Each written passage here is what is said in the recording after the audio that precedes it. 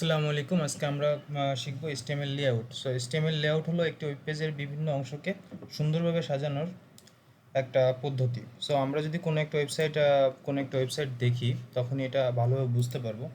HTML এর বিভিন্ন ধরনের ট্যাগ রয়েছে যেগুলোর মাধ্যমে আমরা HTML লেআউটটাকে সাজাতে পারি। যেমন হেডার হতে পারে, দেন ন্যাব থাকে, মেইন থাকে, তারপরে বিভিন্ন ধরনের সেকশন থাকে, তারপরে ফুটার থাকে। সো আমরা এটা একটু যদি একটু বিস্তারিত জানার জন্য একটা হোয়াইট বোর্ড এখানে নিয়ে নিয়েছি। সো প্রথমে যদি আমরা একটু চিন্তা করি একটা ওয়েবসাইট আসলে অথবা একটা ওয়েব পেজ দেখতে কেমন হয়। সো প্রথমত যদি আমি বেসিক স্ট্রাকচার হিসেবে দেখতে চাই, তখন আমরা প্রথমেই যে কোনো ওয়েবসাইটের একটা হেডার পার্ট দেখতে পারি। সো হেডার পার্টটা এরকম যদি একটা অপশন হতে পারে, দেন তার একটা ন্যাপ বার থাকতে পারে। সো ন্যাপ বারটা সাধারণত আমরা হেডার পার্টের ভিতরে অনেক সময় দেখতে পারি, অথবা অনেক সময় আমরা হেডার পার্টের বাইরেও দেখতে পারি। সো আমি আপাতত কঠিন না গিয়ে একটু সহজভাবে বলতে গেলে, আমাদের ন্যাপ বারটা আমরা হেডারের নিচে যদি দিই, তো এরকম সেকশন বাই সেকশন অথবা deep by deep, container by container ভাগ করা থাকে। এরকম ভাগ ভাগ করে আমাদের ওয়েবসাইটগুলো আমরা যদি মানে সাজানো থাকে, সাধারণত আমরা এভাবে চিন্তা করি। সো এগুলো হলো লেআউট। সো লেআউটগুলো প্রথমত আমরা যদি বলি যে এখানে একটা হেডার, দেন ন্যাপ বার, এখানে আমাদের একটা ব্যানার থাকতে পারে। ব্যানারটা এরকম এতটুকু হতে পারে। দেন এখানে কিছু লিস্ট থাকতে পারে। দেন একেবারে সবার শেষে যে কোনো একটা ওয়েবসাইটের ফুটার থাকতে পারে। এছাড়াও আরও অনেক আপনার আরও অনেক সেকশন থাকতে পারে। সো এইখানে সাধারণত আমাদের বেসিক ওয়েবসাইটগুলো এরকম হয়ে থাকে। সো আমরা যদি কয়েকটা ওয়েবসাইটের টেমপ্লেট অথবা ওয়েবসাইট পেজগুলো দেখি, তখনই আমরা বুঝতে পারবো আসলে কেমনভাবে ওয়েবসাইটগুলো সাজানো থাকে। এটা আসলে একটা বেসিক স্ট্রাকচার, কিন্তু এত সহজ স্ট্রাকচারগুলো আসলে থাকে না। তো এটা বোঝার জন্য আমি কিছু ওয়েব পেজের পিকচার অলরেডি এখানে এনে রেখেছি। সো ওইগুলো যদি একটু দেখি, তো পিকচারগুলোর ভিতর আমি প্রথমেই একটা ওয়েবসাইটের দেখতে পাচ্ছি। সো ওয়েবসাইটটা কেমনভাবে সাজানো আপনাদেরকে যদি একটু বোঝানোর চেষ্টা করি। সো প্রথমেই এখানে আমরা দেখতে পাবো যে ওয়েবসাইটটা এইভাবে আছে। তো এখানে এটা প্রথম পার্টটা আমরা কিন্তু দেখতে পাচ্ছি, এখানে একটা হেডার পার্ট রয়েছে, তাই তো? হেডার পার্টের ভিতর কিছু অংশ আমরা এখানে দেখতে পাচ্ছি। এটা একটা ন্যাপবার। সো হেডার পার্টের ভিতর ন্যাপবার দিচ্ছে। দেন আমরা এখানে একটা ব্যানার দেখতে পাচ্ছি। ব্যানারের ভিতরেও কিন্তু কয়েকটা পার্ট রয়েছে। এই একটা পার্ট, দুইটা পার্ট, তিনটা পার্ট, আর এখানে আমি বলতে পারি তিনটা স্লাইডার দেওয়া, এবং আরেকটা বক্সের মতো ভিতর লেখা কন্টেনার রয়েছে। এরপর আমাদের কিন্তু আরেকটা পার্ট দেখতে পাচ্ছি, আমাদের একটা স্টোরি পার্ট রয়েছে। এই যে আওয়ার স্টোরি নামে একটা পার্ট রয়েছে। দেন আমাদের এখানে স্পিকার্স নামে একটা পার্ট রয়েছে। তার ভিতরে কিন্তু অনেকগুলো পার্ট রয়েছে, যেমন এই একটা পার্ট রয়েছে। এই পার্টটার ভিতর আরেকটা পার্ট রয়েছে এরকম একটা, যেগুলো স্পিকারগুলো দেখাচ্ছে।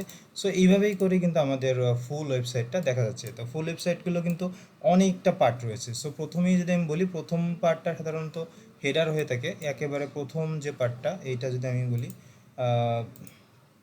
এই যে এই পার্টটা হলো হেডার। আর একেবারে শেষের পার্টটা ফুটার, যেটা আমরা এই যে ফুটার, আর এই পুরো পার্টটাকে আমরা অনেক সময় মেইন পার্ট বলে থাকি, মেইনের অংশ বলে থাকি। আর এখানে প্রত্যেকটা পার্টের এক একটা নাম রয়েছে। যেমন একটা পার্ট, এটা হতে পারে একটা পার্ট, একটা ব্লক হতে পারে। এই ব্লগের ভিতরে আবার তিনটা কার্ড রয়েছে। এইভাবে করে কিন্তু আমরা ওয়েবসাইটগুলো চিন্তা করি। তো এইভাবে সাজানোর আহ, এইভাবে সাজানোকেই আমরা সাধারণত লেআউট সাজানো বলি। সো এইটার জন্য যদি আমরা একটা লেআউট অলরেডি আমরা বুঝতে পেরেছি। সো এইভাবেই কিন্তু লেআউটগুলো আসলে কাজ করে। সো আমরা যদি আরেকটা পোর্টফোলিও যদি আমরা দেখি, তখন আমরা বুঝতে পারবো আরও। সো এইখানে দেখা যাচ্ছে যে আমাদের একেবারে প্রথমে একটু লেখাটা ছোট আছে, কিন্তু যদি একটু দেখি, এইখানে যদি প্রথমে আমাদের একটা হেডার পার্ট, ফুলটাই আমরা হেডার বলতে পারি। এর ভিতরে কিন্তু আমাদের একটা ন্যাপ বার রয়েছে, তাই তো? ন্যাপ বার রয়েছে। দেন আমরা যদি এখানে খেয়াল করি, এখানে আরেকটা ব্লগ রয়েছে, অথবা আরেকটা পার্ট রয়েছে। দেন এখানে আরেকটা পার্ট রয়েছে। তো এর ভিতরে কিন্তু অনেকগুলো পার্ট রয়েছে। তো আমরা এইভাবে কিন্তু ভাগ ভাগ করে আমাদের ওয়েবসাইটগুলো করে থাকি। এটা একটা ফুটার পার্ট। সো এইভাবে ভাগ ভাগ করে আমরা পার্টগুলো করে থাকি। সো আমরা যদি এখন একটু কোড করে দেখতে চাই আসলে কেমন হতে পারে আমাদের লেখাগুলো, সো প্রথমেই আমি কিছু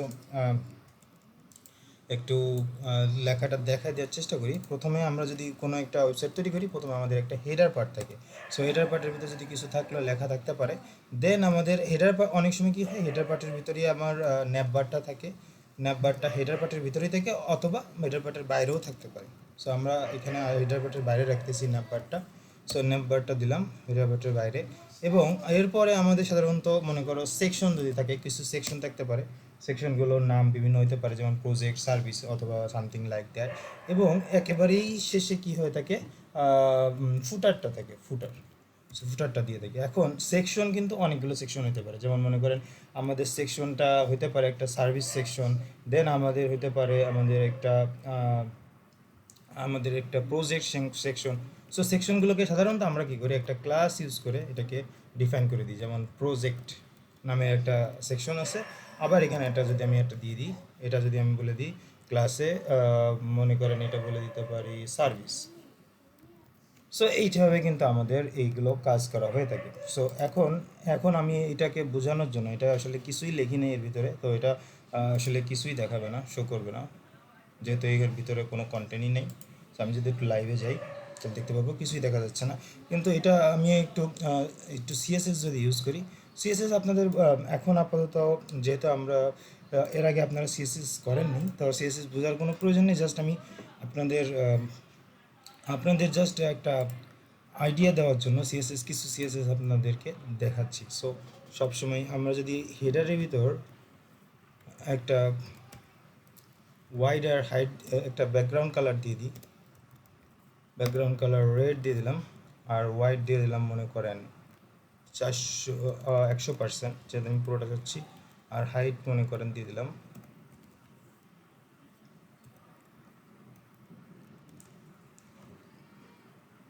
40 পিক্সেল। এখন এর যে হাইট এবং ওয়াইড আমরা দেখতে পাচ্ছি, WIDTH ওয়াইড, ওইখানে আমি একটা সেমিকোলন মিস করেছি। ওকে, তো আমরা কিন্তু এখানে এটা দেখতে পাচ্ছি যে এখানে ডিফল্ট আমাদের ব্রাউজার কিছু কিন্তু মার্জিন এবং পেডিং দিচ্ছে, যেটা আমরা পরবর্তীতে যখন সিএসএস শিখবো তখন বুঝতে পারবো। কিন্তু আপাতত আমি জাস্ট এটা এতটুকু দিয়ে রাখি, এটা বোঝার দরকার নেই। মার্জিন 0 করে দিই এবং প্যাডিং 0 করি, তখন কিন্তু সমান দেখা যাচ্ছে। এখন আমরা হেডার দিলাম, এখন হেডারের নিচে মার্জিন বটম, সো এটা দিই। এবার এখন কিন্তু আমরা হেডার সেকশনটা অলরেডি পেয়ে গেছি। এখন হেডার সেকশনের ভিতরে আমি যদি এটা হেডার লিখে দিই, তখন আমাদের বুঝতে সুবিধা হবে। হেডার, ওকে। সো এটা হলো আমাদের হেডার সেকশন। আপাততর জন্য এটা এতটুকুই যথেষ্ট। তারপরে ন্যাপবার। সো ন্যাপবারও আমি এখান থেকে যা লিখেছিলাম হেডারের জন্য, যদি আমি এখানে একটু সেম জিনিসগুলো দিয়ে দিই,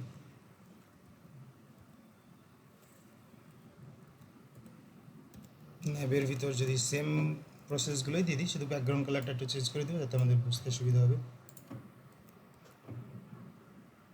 ব্যাকগ্রাউন্ড কালার মেবি অ্যাকোয়া দেওয়া যেতে পারে।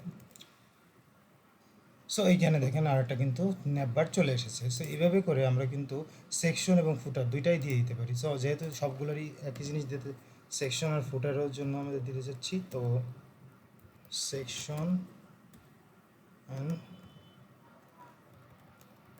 ফুটার। আপাতত এটা বোঝার কোনো দরকার নেই, কিন্তু আমরা যখন শিখবো তখন আমরা এটা বুঝতে পারবো ভালোভাবে।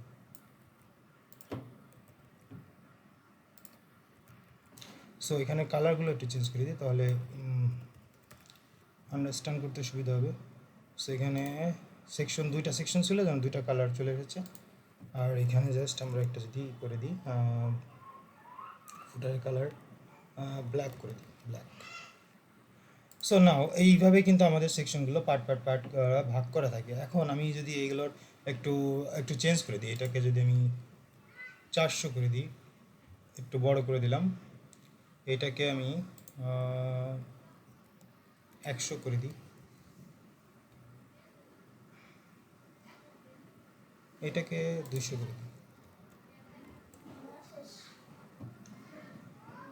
ওকে, সো সেকশন এবং ফুটার, এখানে আরেকটা সেকশন আছে, সেকশনটাকে দুইটাই যদি 200 করে নেই, তো সাধারণত এরকমই আমাদের এইটা থাকে, আমাদের লেআউটগুলো থাকে। এছাড়াও আমার একটা লেআউটের ভিতর যদি এরকম লেআউটটা আমরা দেখতে পাচ্ছি এইভাবে, যে এখানে লেআউটগুলো প্রত্যেকটা রো আকারে আছে, কিন্তু আমরা কিন্তু কলাম আকারেও নিতে পারি, এরকম ভাগ ভাগ করেও থাকতে পারে।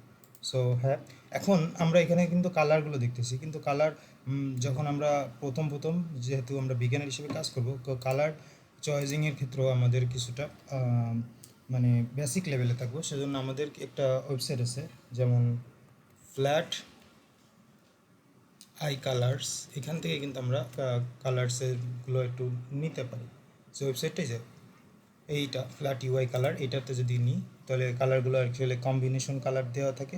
এটা আমার ইচ্ছা মতো কিছু কালার আমরা ইউজ করতে পারি এখান থেকে। সো আমরা যদি এখান থেকে কপি করে এই যে এই কালারটা নিতে চাই, এখান থেকে কপি করলাম, কপি করে জাস্ট আমি এখানে বসাই দিতে পারি। তাহলে কিন্তু আমাদের মানে কালারটা ইউআই কালার অথবা ইউজার ফ্রেন্ডলি কিছু কালার আমরা এখানে দেখতে পাবো সুন্দর, যেগুলো আমরা অনেক সময় বেসিক লেভেলে থাকলে এই ডিজাইনটা আসলে মানে কালার চয়েসিংয়ের ক্ষেত্রে আমাদের একটু ভুল হয়ে থাকে। সো এইসব কালার থেকে কিন্তু আমরা ম্যাচিং করে কালারগুলো নিতে পারি। ঠিক আছে, সো দ্যাটস অল।